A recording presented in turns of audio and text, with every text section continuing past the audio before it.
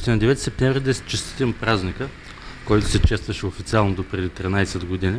Кооперация Изток обработва около 30 000 декара земя. Тя е частна кооперация. В нея членуват 1620 собственици.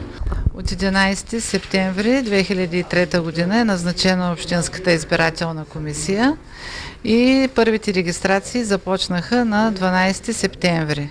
В началото на мандата имах едно мото, което зачетох в самото начало на мандата. То е, че успеха е едно дълго пътуване, а не крайна цел. Значи, постоянни хора са около 4 механизатора и по програмата за тази година от януари месец до декември около 16 души обслужват тези моторни превозни средства. Големи проблеми имаме, защото не минава често кофите да убират сметта от кофите.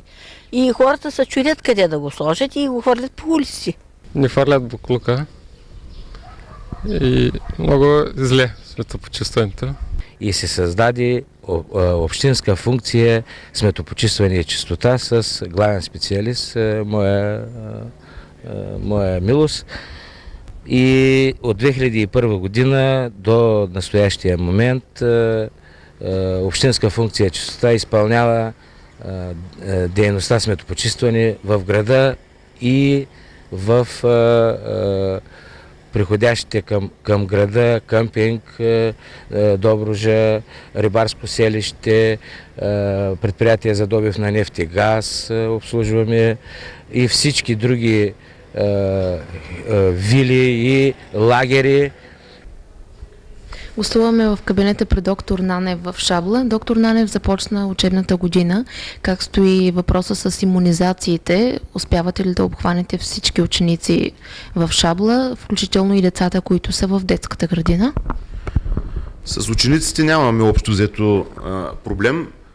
Децата в детската градина, те са с завършен на първи етап имунизационен цикъл, да го наречем. Здравей! Как се казваш? Милен. В първи клас ли ще бъдеш тази година? Да. Ходи ли се на училище? Да. Мислиш ли, че ще бъде трудно? Не. А ти как се казваш? Николета. В първи клас ще бъдеш. Какво искаш да си пожелаеш за първи учебен ден? Не знам. Госпожо Тодорова, предполагам, че не малко е вълнението в първият учебен ден. Все пак какво бихте пожелала на вашите възпитаници и техните родители? Пожелавам им да растат здрави, умни и щастливи, смело напред да усвояват знанията към науката. А на тяхните родители също им желая да бъдат здрави. Това ми е втория внук, който изпращам сега. А спомняте ли си вашия първи учебен ден?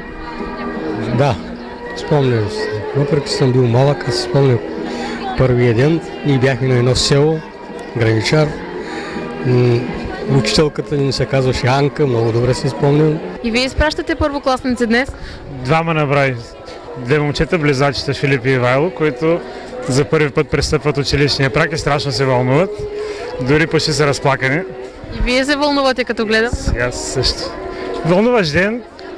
Пада се на много интересна годишна, 150 години от училищно дело в Шабла и това е знаменателна хубава дата.